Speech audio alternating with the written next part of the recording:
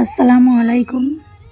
Hello Facebook friend, তোমরা সবাই কেমন আছো? আশা করছি ভালো আছো। আমিও অনেক ভালো আছি। তো আমি আমার লাইফে কিছু বাস্তব কথা তোমাদেরকে বলতে চাই। আমি এতটুকু বয়সে এসে বুঝে গেছি জীবনটা খুব সুখেরও না, খুব দুঃখেরও না।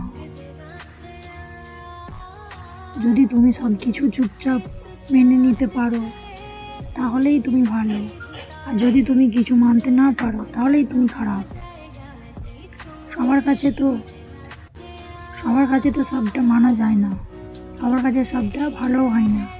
একটা মানুষ কখনো সবার কাছে ভালো হতে পারে না এবং সবার কাছে খারাপও হতে পারে না। বাট তোমার লাইফ, তোমার জীবন, তোমার ব্যক্তিগত ব্যাপার,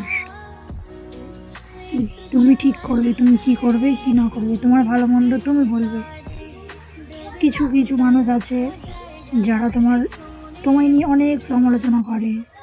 তুমি এটা করছো, ওটা করছো, সেটা করছো, কেন করছো, এখানে যাচ্ছো ওইখানে যাচ্ছো। আরে ভাই, আমার ব্যক্তিগত লাইফ, আমার যে ঠিক মনে হচ্ছে আমি তো সেটাই করছি। ওই যে বললাম, সব কিছু মানিয়ে নিতে পারলেই জীবন, না হলে জীবন না। এই দুনিয়াতে, এই পৃথিবীতে তুমি যেটাই করবে না কেন সেটাই মানুষের চোখে খারাপ।